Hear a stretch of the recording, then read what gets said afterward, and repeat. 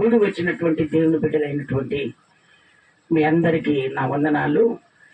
దేవుని వాక్యాన్ని తెలుసుకొని ఆ వాక్యానుసారంగా జీవించే కృప మనందరికీ నా ప్రభు దయచేసినట్టుగా ఒక్కసారి స్తోత్రాలు చెబుదామా? ఇంకొకసారి స్తోత్రాలు చెబుదామా? దేవుడు ఈ రోజు మనతో మాట్లాడుతున్నటువంటి మాట, దుష్టుని నుండి విడుదల పొందాలి. దుష్టుని నుండి విడుదల పొందాలి. దుష్టుడు ఎవడు? మనల్ని చెడగొట్టేవాడే. దుష్టుడు ఎవడమ్మా? మనల్ని చెడగొట్టేవాడు, మన కుటుంబాన్ని పైకి రాకుండా చేసేవాడే దుష్టుడు. దుష్టుడు ఏదో ఒక రకంగా చెప్పి నేనేం చేస్తాడు, నీ కుటుంబాన్ని ఖరాబు చేస్తాడు. నీ పిల్లలు మొదలుకొని వాడు ఏం చేస్తాడంటే అందరి మీద కనుదృష్టి పెడతాడు.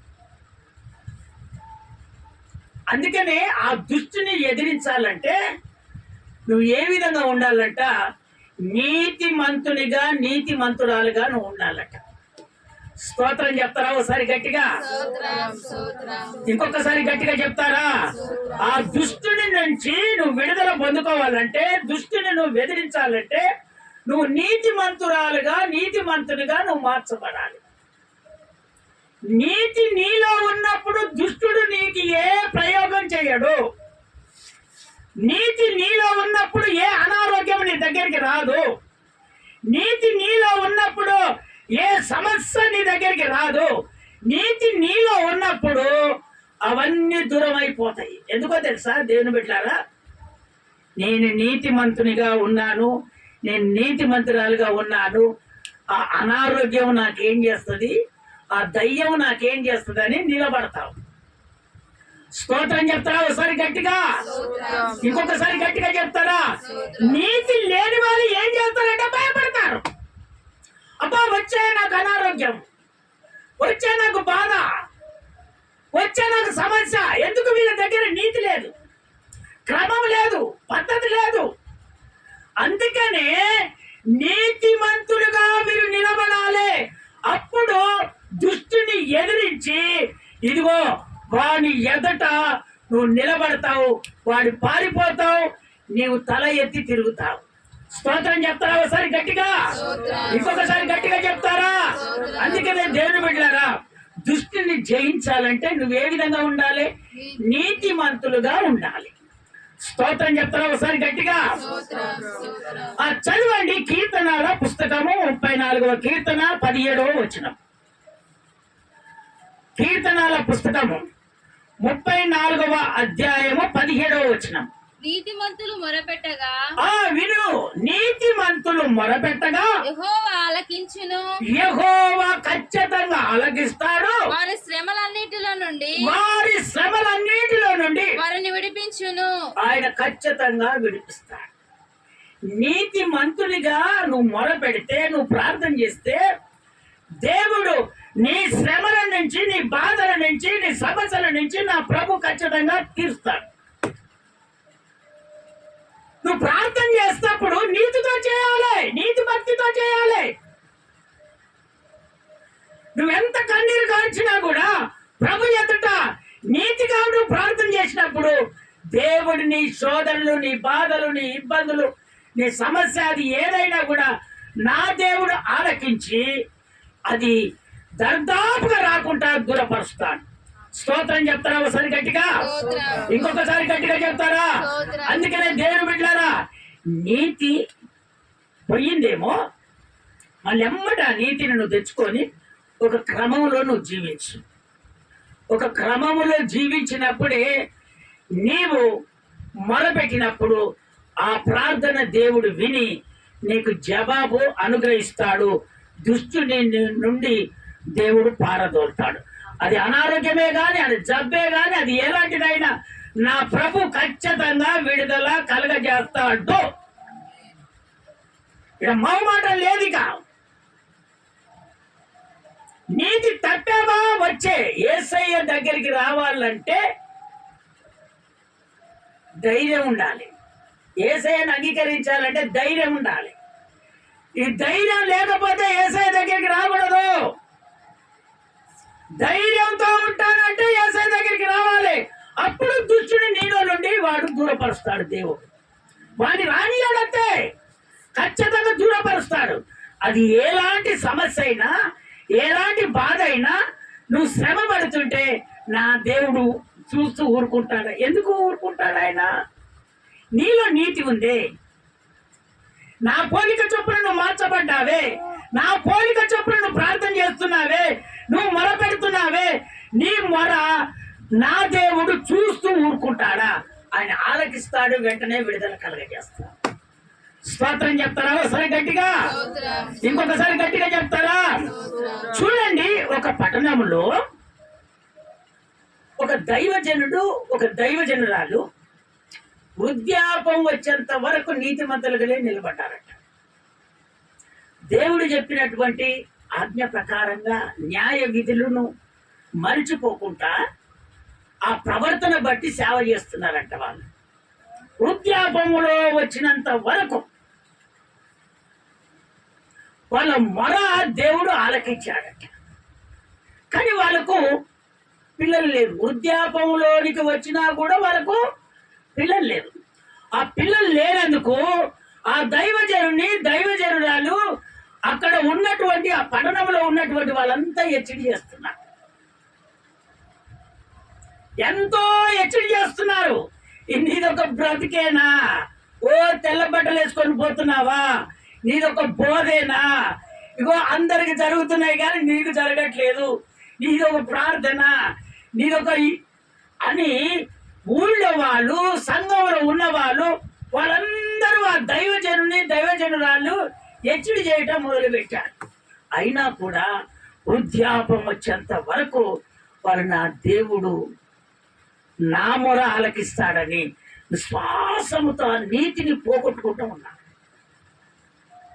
కొంతమంది దేవుని నమ్ముకున్నటువంటి దేవుని బిడ్డలారా, కొంతమంది ఏం చేస్తారంటే నీతిగానే ఉన్నాము అంటారు, నీతిగానే మొర పెడుతున్నామంటారు. ఏదన్నా ఒక సమస్య వస్తే ఎవరికి చెప్పకుండా చేతులు చూపించుకొని వస్తారు, ఎవరికి చెప్పకుండా తాయిదలు కట్టుకొని వస్తారు, ఎవరికి చెప్పకుండా కొలుపు దగ్గరికి వెళ్తారు, ఎవరికి చెప్పకుండా ఇంకేది గవ్వలు వేసుకునే దగ్గరికి వెళ్తారు. అది దేవుడికి ఇష్టమైనది కాదంటున్నాడు. ప్రభు కోరుకున్నది ఏంది? నీ జీవితాన్ని మార్చుకో, నీ జీవితాన్ని మార్చుకో. పై భక్తి నువ్వు చేయకు. పై భక్తి చేస్తే అది లోకానుసారమైనటువంటిది. ఈ పై భక్తి చేయకుండా నీతిగా నాకు మొరపెట్టు, నీ ఖచ్చితంగా నీ ప్రార్థన ఆలకించి దుష్టుని నీలో నుండి పారదోలుతానని దేవుడు చెప్తున్నా.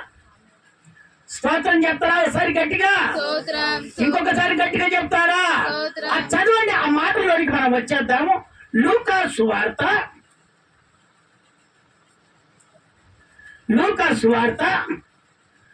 1వ అధ్యాయము 6వ వచనంలో దేవుడు మాట్లాడుతున్నాడు. 1వ అధ్యాయము 6వ వచనం లూకా సువార్త.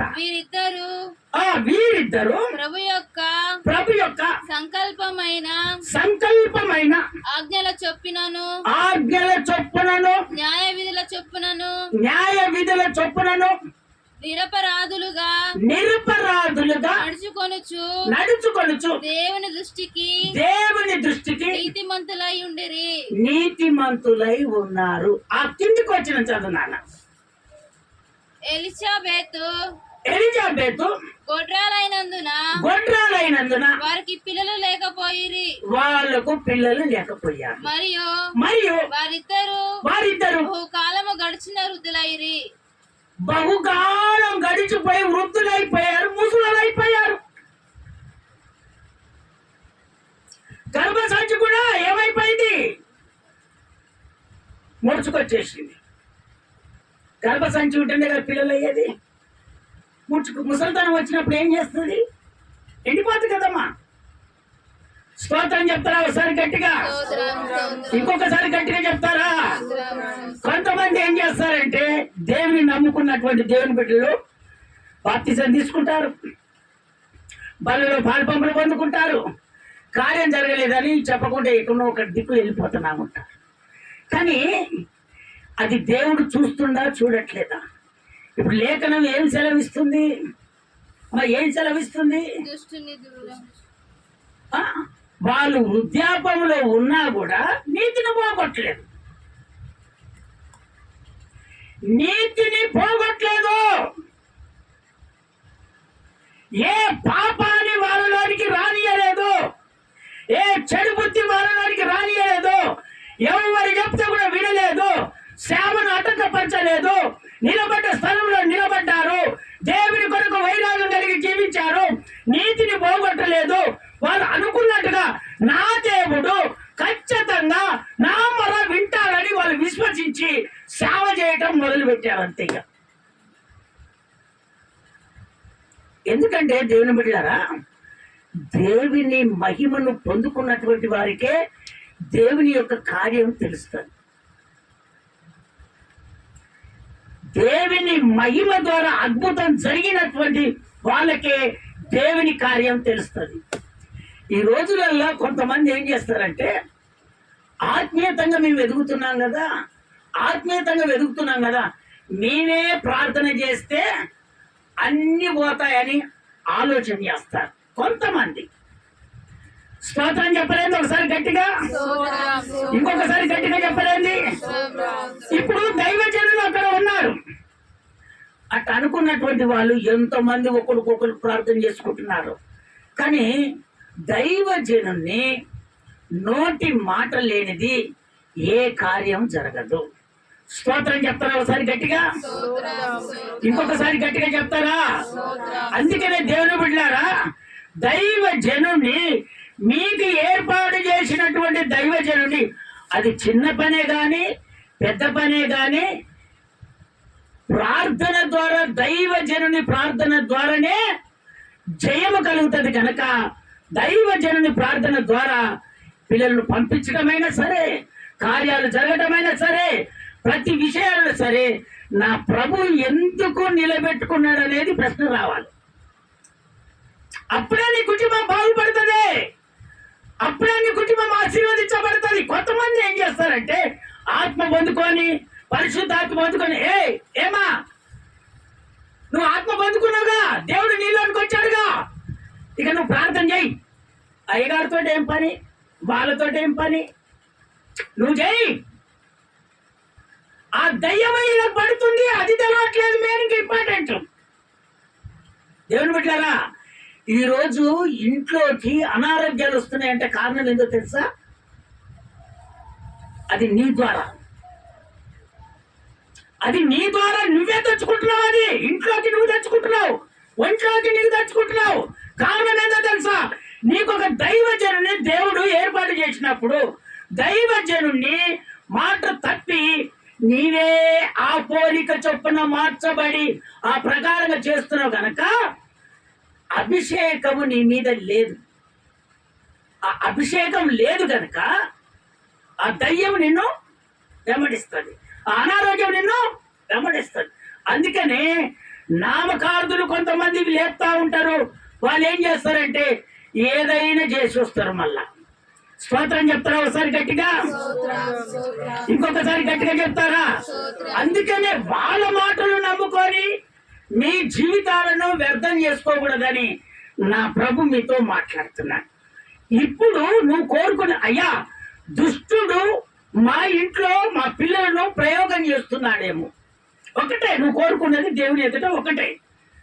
దుష్టుడు మా ఇంట్లో మా పిల్లల మీద, మా సంసారం మీద దుష్టుడు ప్రయోగం చేస్తున్నాడేమో ప్రభా, ఈ రోజు నుంచి నా తప్పునంతా తీసివేసి నీతిమంతునిగా, నీతిమంతురాలుగా మార్చబడి నేను మొర పెడతానయ్యా.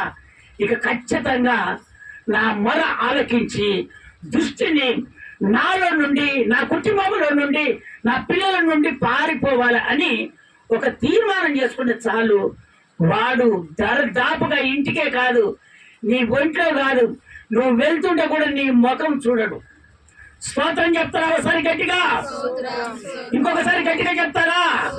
నువ్వు ఎవరికి తీర్మానం చేసుకుంటావో తెలుసా? ఎవరికి మొరపెట్టుకుంటున్నావో తెలుసా? ఇదిగో సజీవుడైన యేసుకో, ఆయన మరణించి తిరిగి లేచినటువంటి దేవుడి. అందుకనే నిన్ను మరణపాలు నా దేవుడు చేస్తాడు, చేయడు. ఆయన బ్రతికున్న దేవుడు, నిన్ను కూడా బ్రతికున్నట్టుగానే నా దేవుడు చేస్తాడు. ఇవన్నీ పొరపాటు పడి ఇవన్నీ పొరపాటు తెచ్చుకొని వాళ్ళు ఆ విధంగా చేస్తున్నారు, మనం కూడా చేద్దాం. చూడండి, ఏదో ఒక రోజు ఆ విధంగా చేసే వాళ్ళంతా రోడ్లంట తిరుగుతారు, ఇంట్లో ఏమీ లేకుండా తిరిగే రోజులు ఖచ్చితంగా వస్తాయి. స్తోత్రం చెప్తారా ఒకసారి గట్టిగా? ఇంకొకసారి గట్టిగా చెప్తారా? దేవుని అంగీకరించి నీతిమంతులుగా తీర్చబడి ఆత్మీయతగా ఎదుగుతున్నటువంటి దేవుని బిడ్డలకు అటు దుష్టుడు ప్రయోగం చేస్తే నా దేవుడు ఊరుకుంటారా? వాని ఏ విధంగా తొక్కాలనో నా ప్రభుకు తెలుసు. స్తోత్రం చెప్తారా ఒకసారి గట్టిగా? ఇంకొకసారి చెప్తా, ఇంకొకసారి గట్టిగా చెప్తామా? అన్య జనులంట, ఆ ఊళ్ళో ఉన్నటువంటి అన్య జనులంట, ఇదిగో ఈమెను చూసి వీళ్ళని చూసి చడయికారంగా తిరుగుతున్నారట. వృద్ధాపంలో వచ్చింది, ఏం దేవుడమ్మా, వీళ్ళు ఒక సేవకులంట, వాళ్ళకి జరుగుతున్నాయి కార్యాలు కానీ వీళ్ళకి జరగట్లేదని హెచ్చడి చేస్తా ఉన్నారట. అయితే భర్తకు ఆ రోజు ఇక ప్రార్థన చేసే ఆ సమయం వచ్చింది. సమయం వచ్చినప్పుడు ఆయన ఇక బలిపీఠం దగ్గరికి నేను నిలబట్టినట్టుగా వచ్చేసి ఆయన ధూపం వేస్తున్నాడు. ఏంది? దేవునికి ప్రార్థన చేస్తున్నాడు. ప్రభువా, ఈ బిడ్డలు సంతోషంగా ఉండాలి. ఈయనేం బలిపీఠం దగ్గరికి వచ్చాడు, వినండి, ఈయనేమో బలిపీఠం దగ్గరికి వచ్చాడు. బలిపీఠం అవతల ఎవరు? విశ్వాసులు. మీరు ఉంటారు కదా. బలిపీఠం దగ్గర ఎవరు ఉంటారు? నేనుంటా కదా. ధూప వేదిక, ఈ ధూప వేదిక నేను ధూపం వేస్తా ఉంటాను, మీకు బోధ ప్రకటిస్తా ఉంటాను. అయితే ప్రభు వాళ్ళు పెట్టినటువంటి మొరయిని దూతను పంపించాడట. స్తోత్రం చెప్తారా ఒకసారి గట్టిగా? ఎవరిని పంపించాడంట? దూతను పంపించాడట. ఆ దూత కుడిపాక్షన నిలబడి ఇదిగో జకర్యా, నీ మొర నేను విన్నాను. ఎలిజబెతు, నీ మొర నేను విన్నాను. ఇదిగో నీ ప్రార్థన నేను అంగీకరించాను. ఇదిగో దూతను నీ దగ్గరికి పంపిస్తున్నానని. ఆ దూత వచ్చి ఏం చెప్తుందంటే, ఇదిగో నీ మొర దేవుడు ఆలకించాడు, అందుకే నన్ను పంపించాడు. స్తోత్రం చెప్తారా ఒకసారి గట్టిగా? ఇంకొకసారి గట్టిగా చెప్తారా? అందుకే దేవుని బిడ్డలారా, దేవునికి జరగట్లేదని నీతి పోగొట్టుకోకూడదు, ప్రార్థన జీవితం పోగొట్టుకోకూడదు, మందిరాన్ని ఎగ్గొట్టుకోకూడదు, ఎవరి మాటలో విని నీ కుటుంబాన్ని నువ్వు చెడగొట్టుకోకూడదు. నా ప్రభు చెప్తున్నటువంటి మాట, నీ హృదయములో ఆ ఆత్మీయ జీవితం నీ హృదయంలో ఉంటే నా దేవుడు ఖచ్చితంగా నీ మొర విని ఖచ్చితంగా నీ కార్యాన్ని నా దేవుడు ఖచ్చితంగా చేస్తాడు. స్తోత్రం చెప్తారా ఒకసారి గట్టిగా? ఇంకొకసారి గట్టిగా చెప్తారా? వెంటనే వచ్చేసి ఇదిగో నీకు కుమారుడు పుడుతున్నాడు. ఎవరు పుడుతున్నారట? కుమారుడు. వీళ్ళు ప్రార్థన చేసేది ఎవరైనా కానీ, దేవా మమ్మల్ని హెచ్చడి చేస్తున్నారయ్యా అని వీళ్ళు మొర పెడుతున్నారు. ఆయన ఏం చెప్తున్నాడో తెలుసా? ఆ దూతను పంపించి ఆ దూత ఏం చెప్తూ, ఇదిగో నీ కడుపులో కుమారుడు అనుగ్రహించబడతాడు, అతనికి మాత్రం యోహాను అని పేరు పెట్టు. పుట్టక మునిపే, గర్భం దాల్చక మునిపే, ఒకవేళ ఇదొక అద్భుతం జరగదని నువ్వు అనుకుంటున్నావా? ప్రార్థనలో జవాబు రాదని అనుకుంటున్నావా? నువ్వు మొర పెడితే దేవుడు ఆలకించలేదు అనుకుంటున్నావా? అట్లయితే ఇదిగో నీ కుమారుడు పుట్టేంత వరకు నీకు నోటి మాటలు రావు. ఎందుకు ఆ దేవుడు ఆ విధంగా ఆయనకు ఆ విధంగా చెప్తున్నాడు. ఇంకా నీతిమంతుడిగా నిలబడబడాలంటే ఒక అద్భుతం చూపించాలి, అంతేనే కదా? వెంటనే ఆ దూత చెప్పింది వెళ్ళిపోయింది, ఆ నుంచి నోటి మాటలు బంద్, నోరు లేదుగా.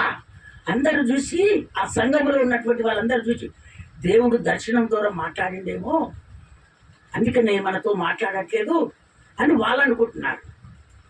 ఇక ఈమెను గొడ్రాలు గొడ్రాలు గొడ్రాలు అన్నారు కదా, వాళ్ళందరి మధ్యలో ఆమెను దేవుడు గర్భఫలం ఇచ్చేసి, ఇదిగో వాళ్ళందరి ముందర చూడకుండా 5 నెలలు, ఎన్ని నెలలు? 5 నెలలు వాళ్ళకి అవపడకుండా ఉన్నది. తర్వాత కుమారుని పుట్టిన తర్వాత అందరూ అబ్బా ఏసయ్య దేవుడమ్మా, ఏసయ్య దేవుడమ్మా, రీబా కల బీరబా, ఏసయ్య దేవుడమ్మా, ఆయనని నమ్ముకోవాలం అమ్మా. మనం నీతిమంతులుగా ఉండకపోవటమే మన కార్యాలు జరగట్లేదమ్మా. మనము ఆయన క్రమం చొప్పున నడవట్లేదు కాబట్టి మన కార్యాలు జరగట్లేదమ్మా. అందుకనే మనకు అనారోగ్యాలు వస్తున్నాయమ్మా. అందుకనే నా దేవుడు నీతిమంతుడమ్మా. మనము పొరపాటు పడిపోయామని వాళ్ళందరూ ఏం చేశారంటే పశ్చాత్తాప పడి మళ్ళీ దేవుని మందిరంలో నీతిమంతులుగా అందరూ నిలబడ్డారు. స్తోత్రం చెప్తారా ఒకసారి గట్టిగా, ఇంకొకసారి గట్టిగా చెప్తా. అందుకనే దేవుని బిడ్డలారా, ఎవరి మాటలు పొరపాటున మీరు వినకూడదు. మీరు విశ్వాసముతో దేవుడే నాకు చెయ్యాలని ఎప్పుడైతే నువ్వు విశ్వసిస్తావో నీ కార్యాన్ని దేవుడు వెంటనే చేస్తాడు. స్తోత్రం చెప్తారా ఒకసారి గట్టిగా, ఇంకొకసారి గట్టిగా చెప్తారా? ఒక్క మాట చదివి ఇగో మీకు వినిపిస్తాను. కీర్తనల పుస్తకం 37వ అధ్యాయం 39వ వచనం. 37వ అధ్యాయం 39వ వచనం. నాన్న, యెహోవాయే నీతిమంతులకు రక్షణాధారము. ఆయనేనమ్మా రక్షణాధారము. నీతిమంతులుగా ఉంటే నీకు రక్షణ కలుగుతుంది. నీ వ్యవసాయ పంట పొలాల్లో కానీ కూలినాల్లో కానీ నీకు ఏ ఆశీర్వాదం కావాలని, ఏ సమస్య తీరాలని, ఏ బాధ తొలగిపోవాలని ఆయనే రక్షకుడు, ఆయన చేస్తాడు. కానీ నీతిమంతులుగా ఉండాలి. బాధ కలిగినప్పుడు ఆయన వారికి ఆశ్రయదుర్గము. ఆయనే ఒక ఇల్లుగా నీకు నిలబడతాడు. ఆశ్రయదుర్గం అంటే ఇల్లు, దేవుని మందిరం. నీ ఇంట్లో దేవుని మందిరముగా దేవుడు ఆయన రెక్కలు చాపుతాడు. స్తోత్రం చెప్తారా ఒకసారి గట్టిగా? ఎప్పుడు ఎప్పుడు ఎప్పుడు ఉంటాడు ఆయన? నీతిమంతులుగా ఉన్నప్పుడే. ఆ నీతిమంతులుగా ఉంటానని నువ్వు తీర్మానం చేసుకుంటే నా ప్రభు ఏ అనారోగ్యము కానీ ఏ సమస్య కానీ ఇప్పుడు చూస్తుండగానే విడుదలైపోవును గాక. ఇప్పుడు చూస్తుండగానే ఆ సమస్యలు తీరిపోవును గాక. ఇప్పుడు చూస్తుండగానే నువ్వు అనుకున్న కోరిక సిద్ధింపచేసును గాక. అందరం నిలుమొక్కల మీద ఉండి తీర్మానం చేసుకుందాం. ప్రభు ఎదుట అందరం నిలుమొక్కల మీద ఉందాం. అందరం నిలుమొక్కల మీద ఉందాం. అందరం నిలుమొక్కల మీద ఉందాం. అందరం నిలుమొక్కల మీద ఉండి తీర్మానం చేసుకుందాం. అందరం నిలుమొక్కల మీద తీర్మానం